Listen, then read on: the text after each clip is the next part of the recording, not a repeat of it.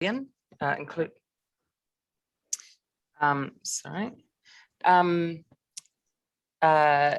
Yes, the last 7 years or so at Meridian. In 2011 and 2012, Grant worked with Gura and Stroback at Imperial College in London, creating LPCon, which is a model of the New Zealand electricity system on fine temporal and spatial scales. And he's been using and improving that over the last 7 years to model various aspects of the New Zealand energy system, from timescales from 1 week ahead to 30 years ahead.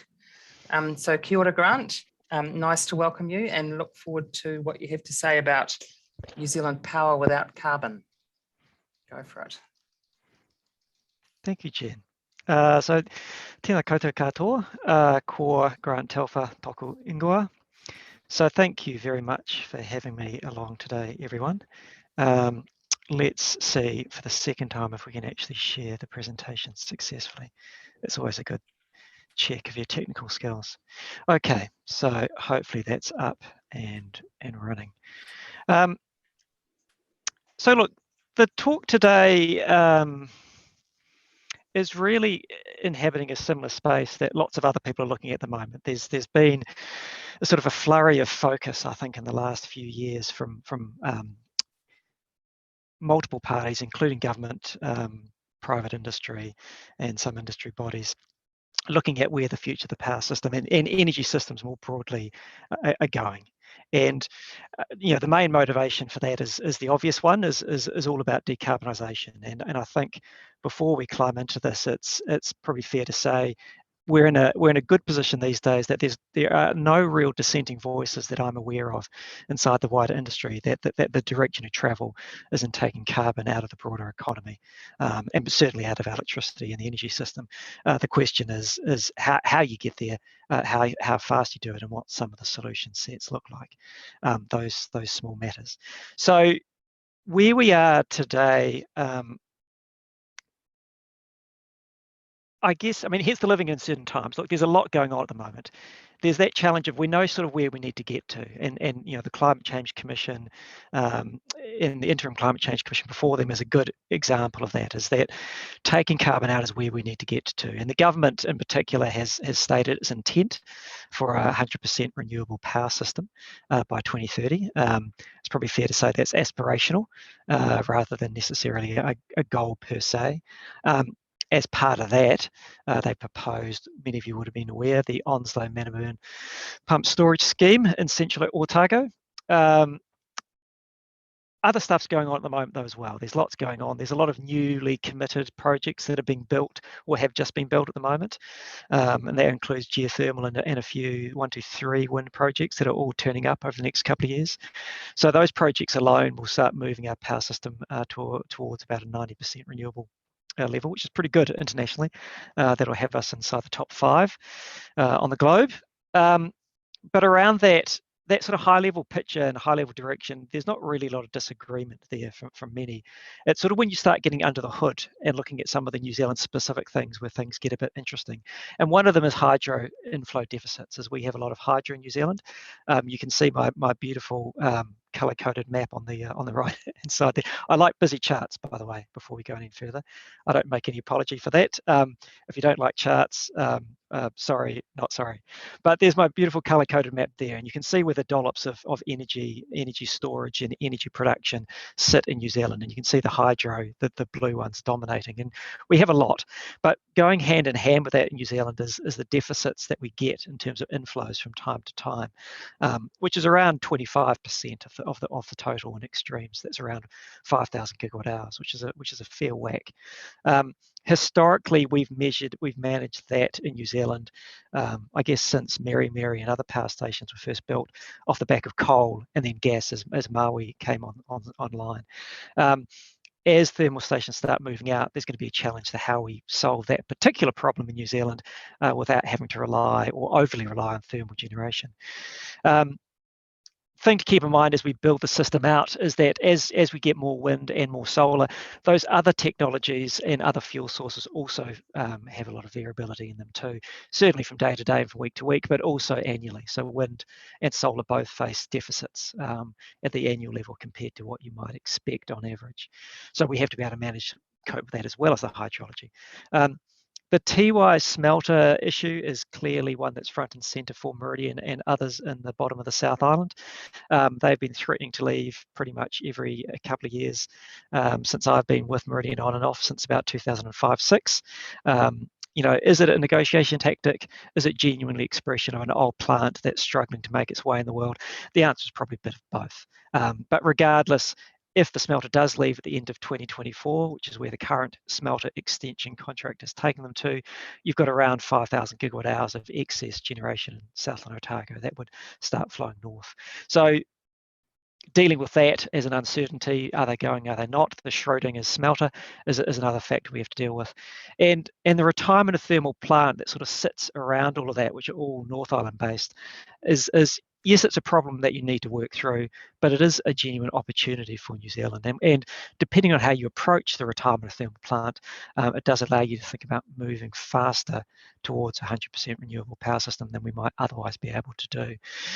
So there are a lot of challenges and a lot of uncertainties and a lot of moving bits at the moment. And really what we're going to do here today is focus on ways that we might think about how some of these things might start stitching together over the next 10 years or so.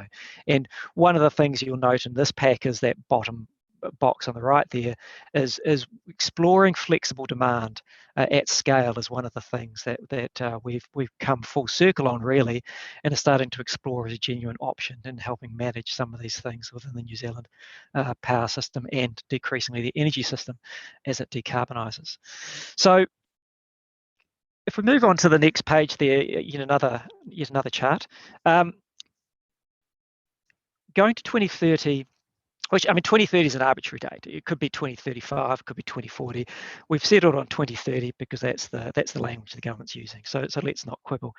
Moving from where we are today, and you can see on that chart there's a view of where the generation resources look in meeting our total demand for generation today at around 43,000 gigawatt hours. And you can see thermal in particular is the bit up the top there in that little orange. And you can see the role of hydro, wind and geothermal as well. So there's other colour bars. And we're sitting at around 85% today. And as I said earlier, as we build some of these committed projects over the next couple of years, you'd expect that renewable percentage increase to increase a bit up towards 90%. As we move towards 2030, before we get into why there are a whole bunch of different bars there, it doesn't look like there's a huge increase between that sort of 43,000 and something that might be just north of sort of 45, depending on what you assume. Under the hood, though, there's a lot going on. So that change looks fairly unexciting. Under the hood, really, demand growth itself is fairly modest. But all of that thermal generation, of which there's sort of 6,500 gigawatt hours or so, needs to be replaced. You also need to replace a fair amount of existing renewable generation. Wind is an obvious one. It does reach end of life, but geothermal is another one that needs to be thought about how long you want to maintain existing kit or existing steam fields. So, and on top of that, there is the potential for new decarbonised load that we haven't really accounted for in this picture here. But although it looks like a fairly modest increase there from that sort of 43,000 to somewhere just north of 45,000, you're looking at 12,000 gigawatt hours of stuff that needs to be dealt with over the next 10 years. In layman's terms, that's a lot of stuff. so that's a lot of activity going on for what at face value doesn't look like a big change from point of view of total. How you get there and all these different solution sets are what we're really trying to explore a little bit deeper today. And on the right-hand side of that chart, you can see I've outlined a few different solutions that are mostly focusing on the sort of the particularly tricky New Zealand problem here, which is largely the hydro storage deficit, the dry year issue. Other issues are there too, intermittency of new generation that solar and wind in particular brings, but it is the hydro one in particular that causes a bit of angst when we think about how we have a functioning power system without thermal in it. And the solutions we're going to work through today and compare and contrast a little bit are, one is a fully flexible electrolysis of hydrogen facility at the bottom of the South Island. Big hydro storage there that could be just expanding the existing hydro system you've got, both in terms of scale, arguably in terms of megawatts too, but mostly in terms of storage. Dry year Tiwai, now that could be a new facility that makes hydrogen, or it could be the existing aluminium smelter. From the point of view of this analysis, it doesn't really matter. It's a demand facility that flexes down in a dry year, as opposed to the first one, which flexed up as well as down. Onslow, we know about, many on the call will know about Onslow-Manorburn hydro pump storage scheme to create energy storage uphill from Teviot in central Otago there. Gas turbines we've left in, even though that is not technically 100% renewable, to be consistent with some of the views that have come out of the Climate Change Commission. Other solutions that people talk about also include retaining the coal plant at Huntly, that's the Rankine units, and seeing what they do for you. And the final one we explore there is overbuild, and that's sort of a renewable overbuild idea. So those are all different ways that you could think to deliver a secure power system into the future that can deal with dry year and intermittency. They all work. You know, there's no idea there that doesn't work. They just perform differently when you dial into a bit of the what do you have to do under the hood to make them work. All of them, it's also worth pointing out as we go, rely on other parts of the power system flexing. So, you know, you need existing hydro flexibility to respond, you know, both in terms of capacity and the full storage range. You ideally need dispatchable demand to increasingly be brought to the table.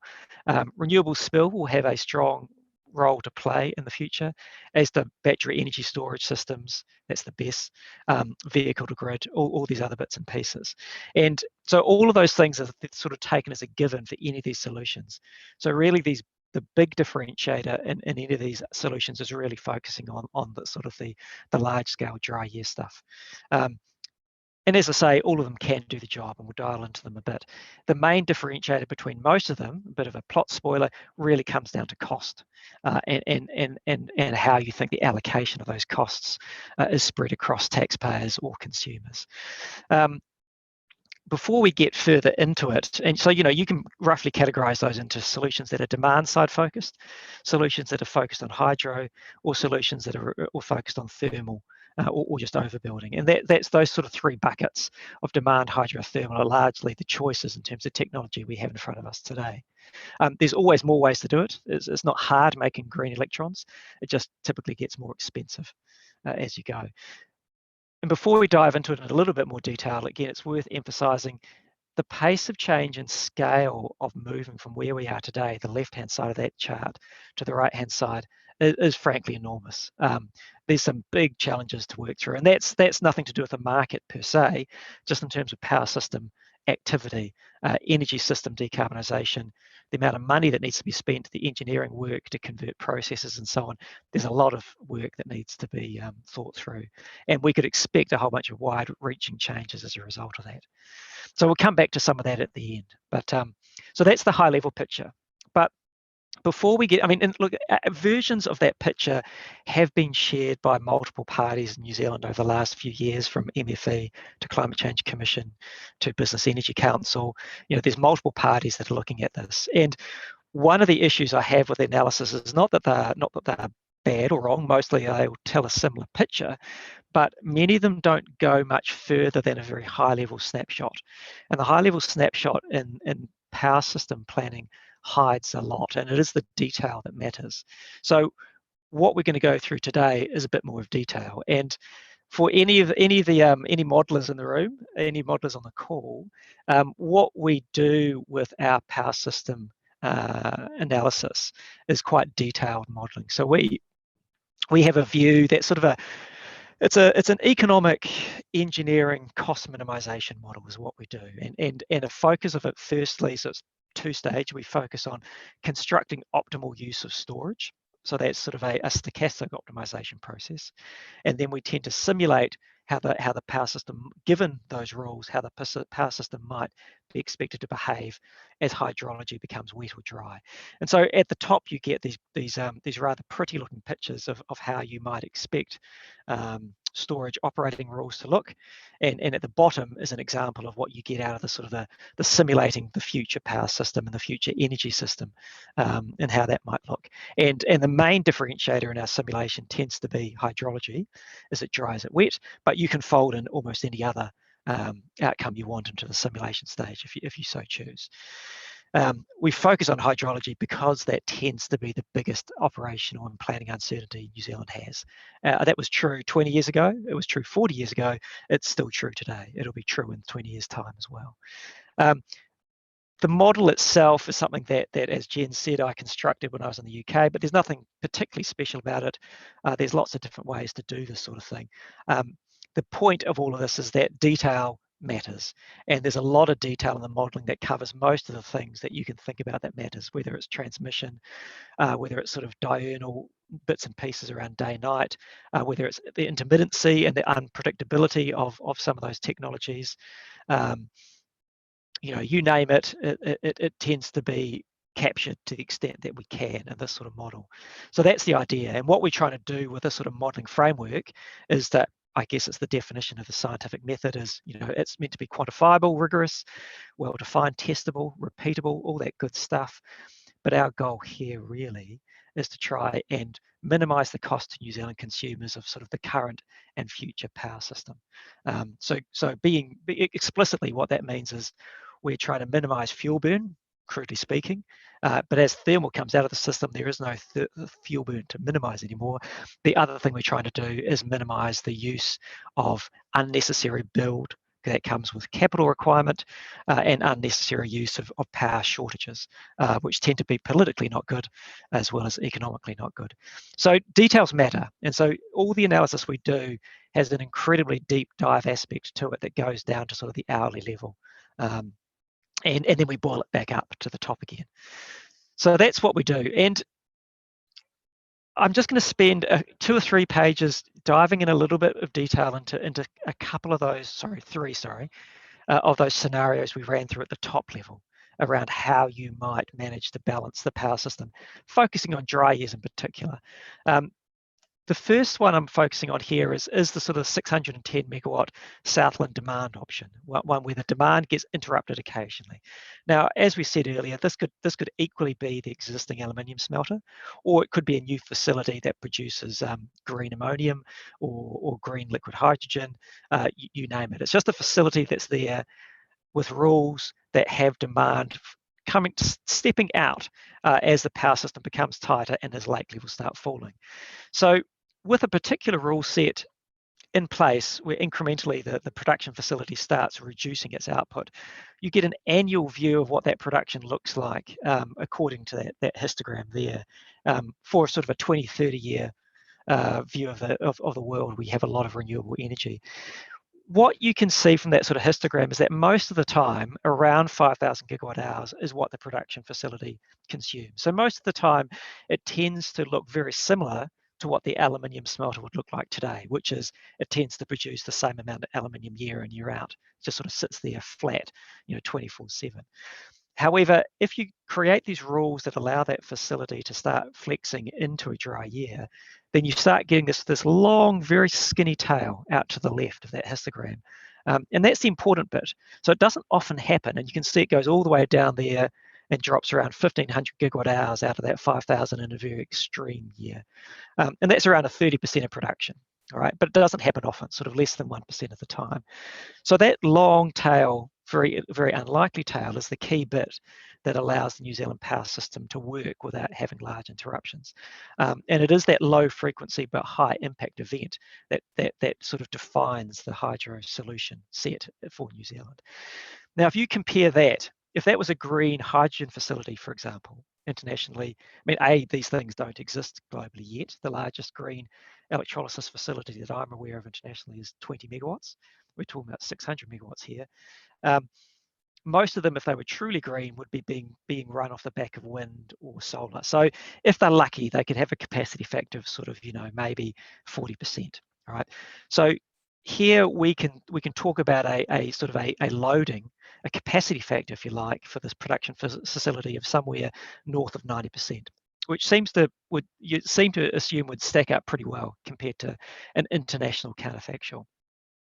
So rare occasions are what defines the value of such a demand facility at this sort of scale.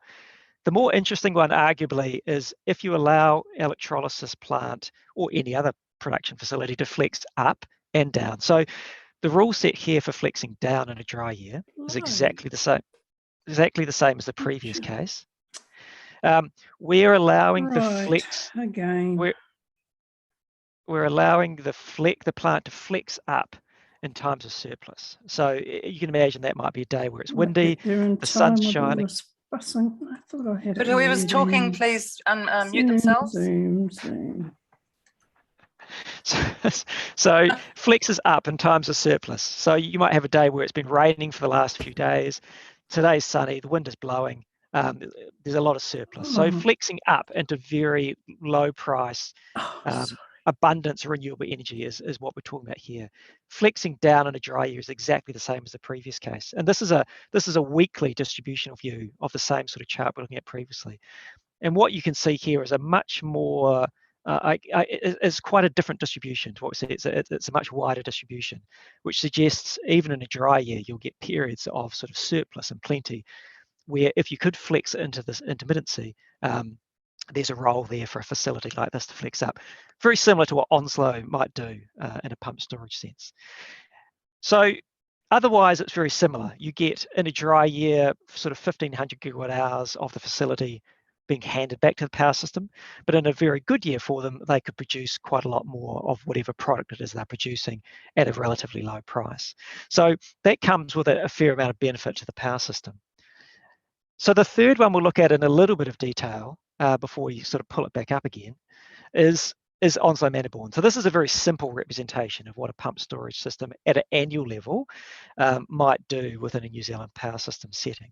So here, it's a very simple one, 4,000 gigawatt hour storage, which is a small version, and maybe 1,000 megawatt powerhouse. And you could randomly, fairly arbitrarily assume maybe 3/4 of it is there for hydro management, and maybe 1/4 of it is there to help with sort of intermittency management of shorter term issues. So a scheme like that, on average, pumps and generates around sort of 500-600 gigawatt hours a year. Losses on that round trip around 25%. So on average, it doesn't do huge amounts. But again, it has that very long tail out to the right, where up to 1,700 gigawatt hours of additional generation that comes from stored water uphill, it gets handed back to the power system when you need it, when the inflows don't turn up. So, and nobody really knows the cost at the moment. The government's working through that. 4 billion is a number that's been bandied about, but that's pretty made up, to be honest. But it's not going to be cheap. So a scheme like that could certainly do it, and it comes with cost, as do some of the other solutions. So the question really from here, pulling back up, is how you balance these things and how you think about what good looks like.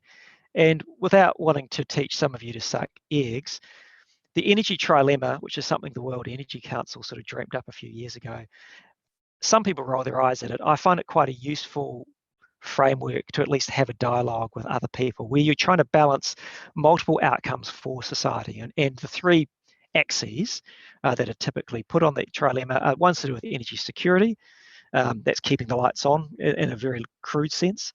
One's to do with energy equity, so can people afford it? Are prices out of control? All of that sort of stuff.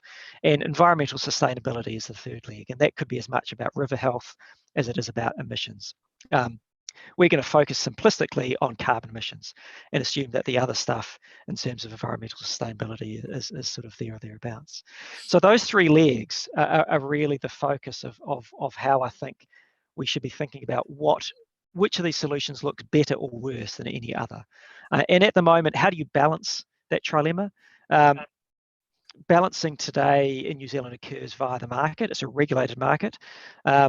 And that market with the choice for people to do stuff or not do stuff, invest or disinvest, is really supported by policy, is the way that we keep that balance. And there's a question as to whether that's the appropriate way to balance these things as we move forward towards a highly renewable power system. Other countries have made voted with their feet here and decided they need a bit more of a central hand on the tiller, so to speak.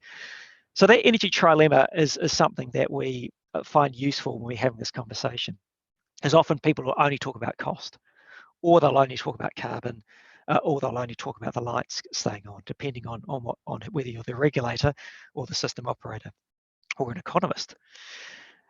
So there's a lot of stuff here, so I won't go through this in too much detail, but really, this is a way to try and compare and contrast those solutions we just went through. You can read this at your leisure. Compare and contrast those solutions in terms of what the cost to New Zealand looks like, and this is a producer cost perspective. And the top chart there is how much new generation needs to be built in each one of these scenarios, where we're building as much generation as can be sustained, I guess, by the investment efficiency of the current market we have, and then you stop. You don't build any more than that. And that's true for the overbuild as it is true for the gas turbine solution. And that's the top chart. So you can see there's a lot of stuff being built, sort of up to if you include rooftop solar, up to sort of 13 to 15,000 gigawatt hours of new stuff is being built. And you can see most of it's wind. There's a fair chunk of geothermal, and there's solar sitting at the top. There's a fair amount of capital cost that comes with that. That's sort of 9 to 10 billion. And that's a fair whack over 10 years. That's a fair amount of change to be spending on stuff.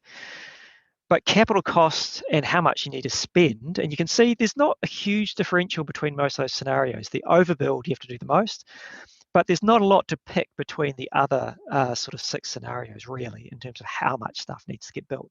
They're fairly similar. And if you drop that to what the producer cost looks like, and that's where we include the capitalized cost in blue, along with other costs like fuel costs, carbon costs, station running costs, that's fixed O&M, direct transmission costs. This is the view that ECNZ or other people would have maintained when they were trying to plan the system some 20 years ago, crudely speaking. The producer cost view of that picture comes up with this very mild but sort of fairly nice gradient between what looks like the cost today at around sort of 1,700 million per year, comparing it to those solutions in the future, where if we ignore for a second the additional capital costs that come with having to create this dry year flexibility, there's only a sort of a few $100 million difference only between the fully flexible hydrogen solution on the left and the overbuild solution there on the far right. It's not chalk and cheese. There's not a lot to pick between them until you think about what those costs of creating that flexibility look like. And a flexible electrolysis facility, for example, will cost you, if it's liquefied, will probably cost you somewhere north of $2.5 billion. If you're building Onslow, it's going to cost you somewhere probably north of $4 billion. And that's those little red boxes on top. And depending on how those costs are spread back to consumers, is it a Japanese consortium paying for that, or is it New Zealand consumers or taxpayers? It's not clear in all these cases. But how those costs are brought back into New Zealand power system can change your view on which of those outcomes are cheapest quite dramatically.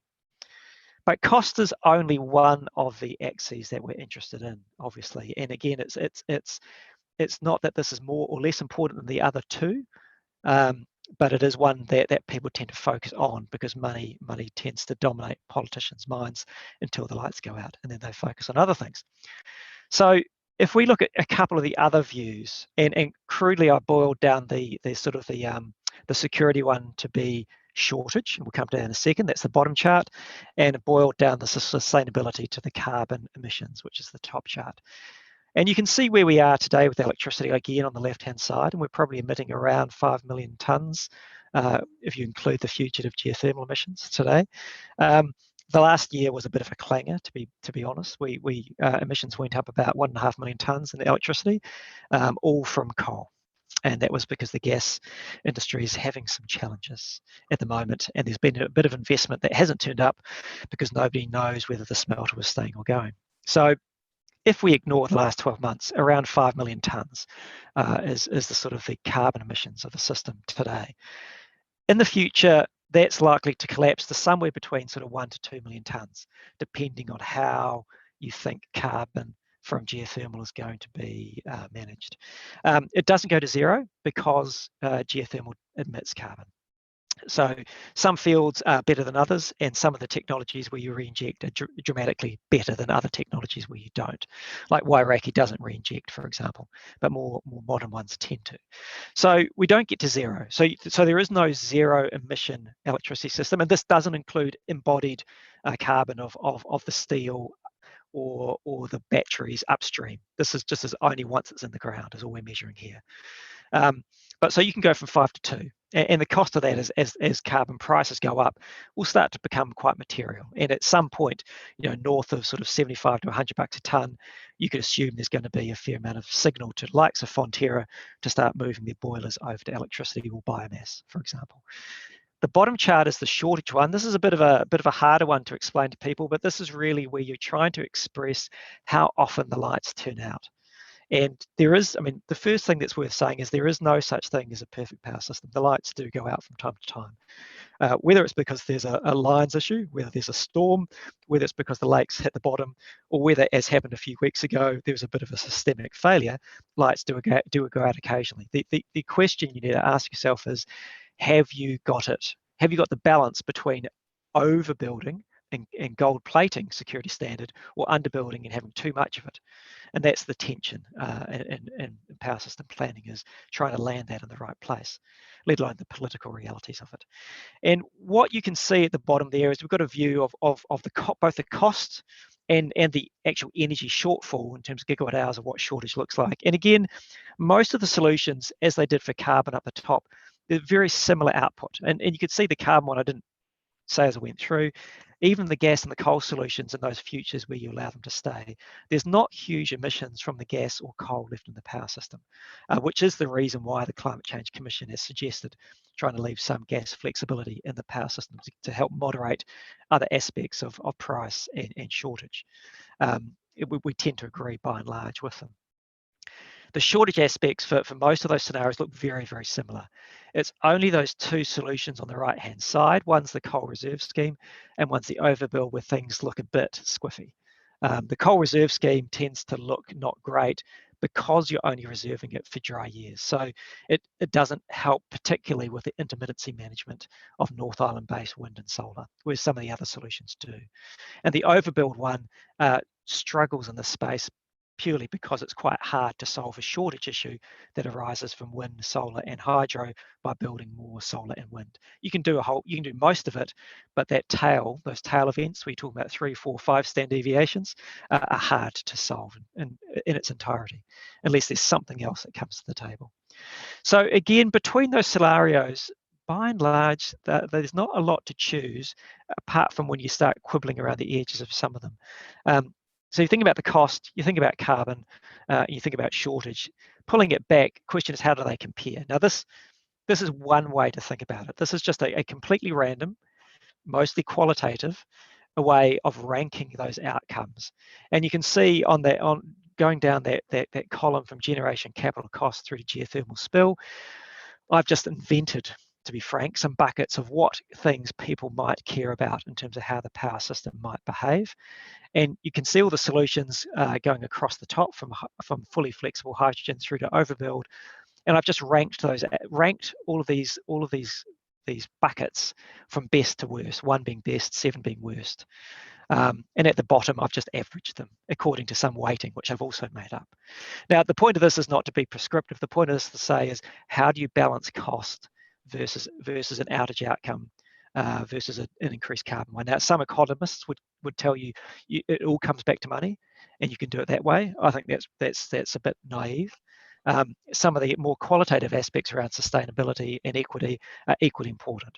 So how do you fold them into comparing and contrasting solutions? You could all come up with your own metrics.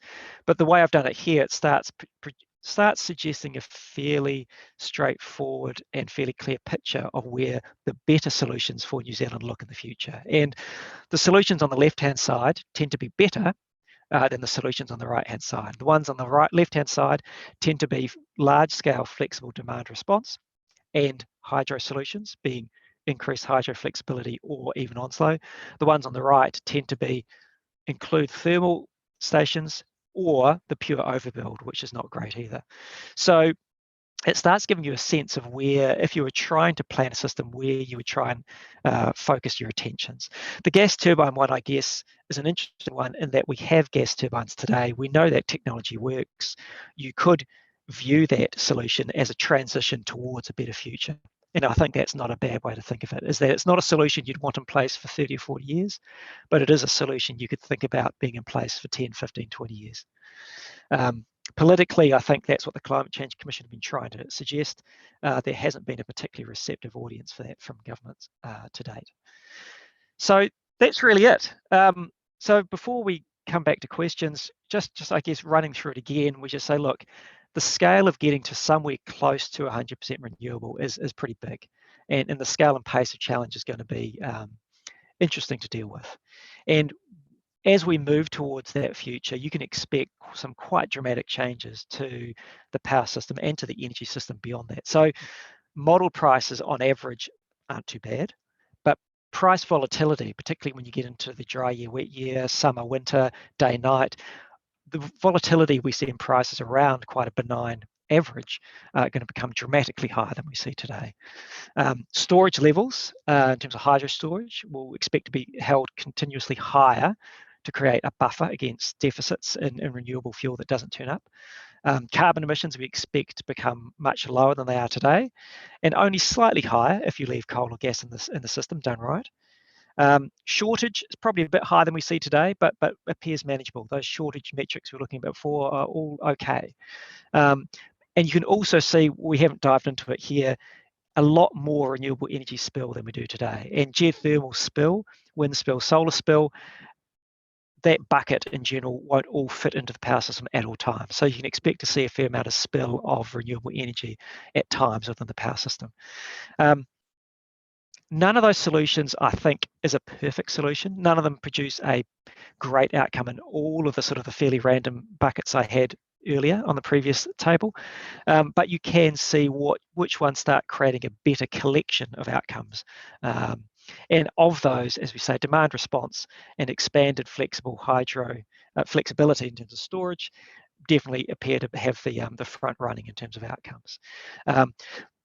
But I think none of them really need to solve the solution in the entirety. You know, the idea of one solution to rule them all is something that I don't think is particularly useful. But all of them have the potential to help solve the dry year issue. Just a question of how we get there and how we manage the transition towards this future in a way that doesn't scare away. They doesn't have lights go out, doesn't unexpectedly have carbon going up as happened last year, and keeps the what we need to do, the activity, the money being spent, the activity on the decarbonised side of the energy, as well as the new power stuff, still turning up. So that's the goal, is that transition of not throwing the baby out with the bathwater, and landing that beautiful future for New Zealand that we can see. It's there, it's achievable. You can have a solution that sort of does most of that trilemma, just a question of how we get there. So I'll stop talking at that point, and I'll keep sharing in case we need to go back to any chart. But okay, thank you very much, Grant. That was yeah, a lot of stuff covered in that talk, and you know, it'll take me a time to digest it, but it's extremely topical. So thank you very much for that. So we're going to open the floor up for questions, and so we've got about 27 participants, so that's quite a few. So if you would like to ask a question, either put up your hand or put something in the chat and I'll get to you. So I'll start with Eric because he had his hand up first. Eric, would you like to unmute yourself and ask your question? Yes, thank you. I have a question about the relative comparison of your gas turbine and your coal generation. You, on several slides, notably slide 3 and slide 10, you showed a higher carbon footprint for the gas turbine system as opposed to the coal system. I'm assuming you've got a full-blown combined cycle sitting on that gas turbine. So my question is, what is the source of a higher carbon emission from a gas turbine relative to a coal plant? Yeah, so the difference, good question, Eric, the difference really is the way I've chosen to dispatch the plant. So the coal option has been deliberately set up as a coal reserve scheme. So it's not a normal part of the market or the power system. It's only there when lakes get low. Whereas the gas turbine, I've just said, look, it will generate when it makes sense in terms of its economics. So it's available all the time. So one way to think of it is the difference in carbon outputs, apart from the fuel itself, between the two and the efficiencies, is that the gas turbines will flex in and out of the intermittent wind and solar, whereas the coal solution won't. But that's by construction, right? So if I just left the Rankine units in there, free to run as they see fit, then you would expect higher carbon emissions from them again. So the point of having a reserve scheme is that's the sort of the language set that some in government and some in the industry are talking about, where you ring fence a certain amount of thermal plant and push it to the side of the system and only bring it back when you need it. Whereas the gas turbine contrast here is one that's just, it's unfettered. People, they're free to use it whenever the power system demands it. So then the credit for the higher use of the gas turbine system then shows up in the lower avoided cost, that red set of bars on, I believe, slide 10. Yes, exactly. So you get the gas turbine, because it's freely available at all times, is much better able to help manage with the intermittency issues in the North Island, whereas the coal reserve scheme by construction is not. Yeah. All right, thank you. Okay, thanks for that. Okay, so the next person in the chat is Nathan. Nathan, do you want to unmute yourself and ask your question? It's probably better if you ask it than if I read out your chat. You there, Nathan? Sorry. Hi. Yes, I am there. Sorry. Yeah. So my question is, well, I mean, I wrote it out, so I didn't have to speak it. But anyway, we've got biophysical constraints that are apparent at the global scale at the moment. You know, and the specific example I'm using here is the risk planning in terms of cost and availability from the apparent and worsening supply chain disruption that we're seeing globally at the moment. And I know you've talked about, you know, you threw some numbers out there in terms of approximate costs for some of these options that you're putting forward, but it seems to me that, I guess, reasonably apparent that certain solutions may not be on the table at all over the next decade because of this situation. And it doesn't seem to me that you're factoring those things into your modelling specifically, and I wonder if you can speak to that. And then the second question I had there was around the economic engineering cost minimisation modelling you referred to, which could be criticised as deficient because it ignores the supply side constraints. So the primary energy sources that you envisage in 2030 reduce that risk through decarbonisation, but forecasts from the IEA and others showing declining total liquid fuel supply, which will impose constraints on gross economic activity measured as GDP, and the recessionary effect of that constraint has a significant impact on potential demand by 2030. So are you trying to incorporate any of that into your forecasting? Yeah, okay, so let's take them in order. Supply chain stuff's an interesting one. So yeah, I can share an anecdote, for example. So talking to one of our colleagues in the industry who's trying to build a reasonably small scale, sort of 5-10 megawatt solar plant at the moment, even just shipping. So you take, you used to get a container, I think I've got this right, from Shanghai to Tauranga a few years ago, used to average at around, assume it's US dollar, let's say 1,800, and it used to bounce around a couple of $100 per container. That then doubled to 3,600, and everyone went, "Whoa, that's crazy." Then it doubled again, and now you're lucky if you can get a berth at all in terms of containers and things between Shanghai and Tauranga. And that's just an example of some of the pressures, let alone the current sort of commodities boom spike. Pressures we're seeing, some of which are related to COVID and some not at the moment. And the interesting analog we've seen. Oh, sorry. Before I move on to there, and so if you were trying to talk about what costs of a solar plant in New Zealand, if you're building one today, might be compared to say 18 months ago, it's about a 20% increase in cost, which is not as bad as I thought, but it's still a step up, and things have been accelerating since that conversation over the last sort of couple of months. So we've sort of been here before. If the commodities boom we saw before the GFC was a great example of this, and we saw costs for everything scream up, whether it's aluminium, rolled steel, everything. So the question with all of those things in those commodity cycles is whether this is something systemic, that is like a, is this a structural break in the cost of providing stuff across the globe, or is this sort of the usual sort of boom and bust cycle that commodities explore? And if I knew the answer to that, I'd probably be a much wealthier man than I am, which is to say, not very wealthy at all. So no, we don't.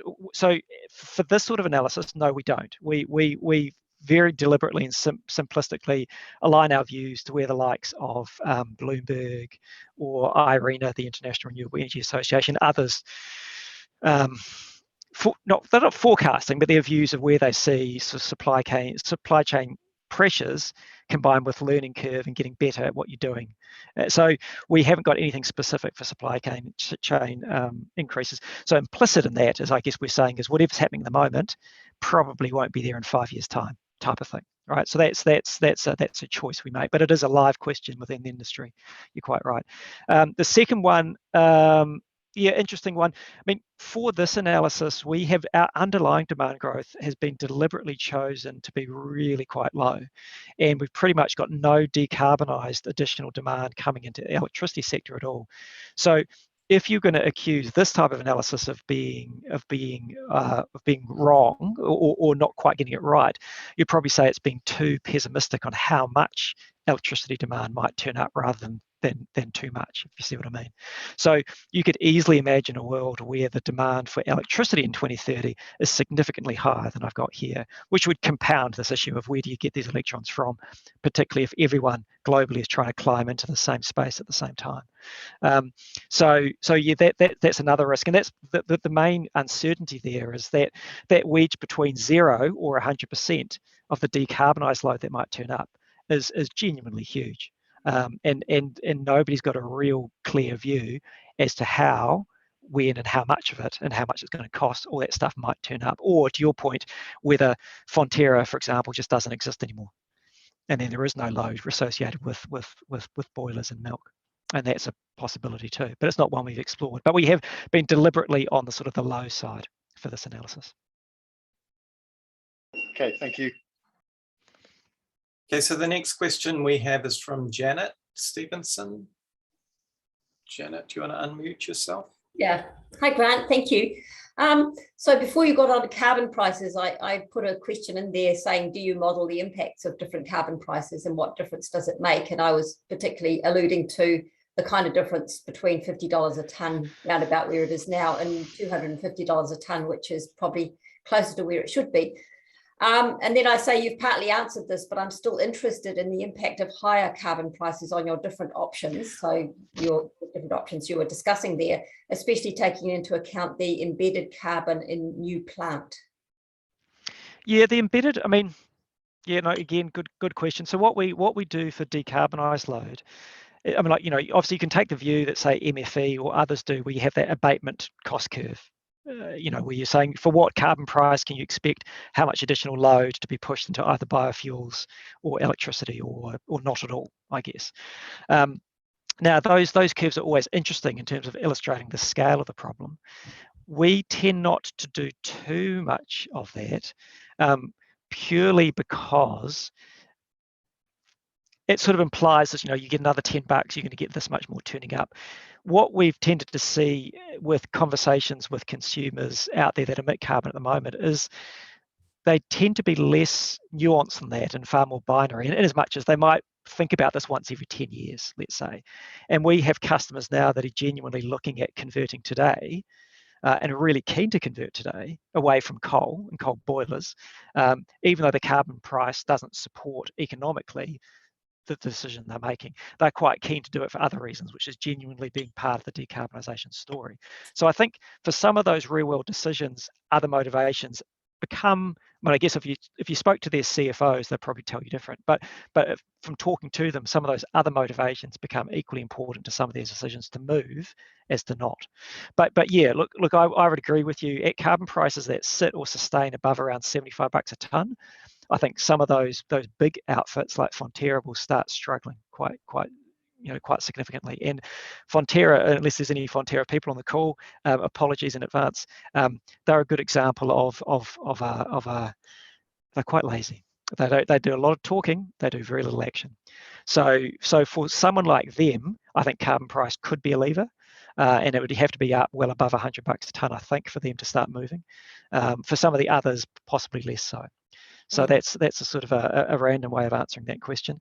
Can I just question? Yeah. Okay, good. Sorry, you are going to go on. Thanks. Yeah, the embedded. Mm. Yeah, the embedded.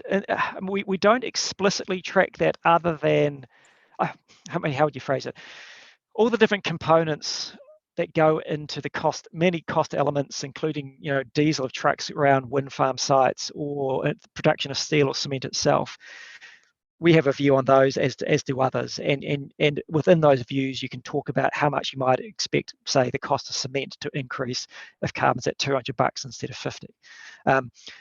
Within bounds that we've sort of reasonably planned for before, which don't get up as high as 250, which probably sort of top out at around 120, 150.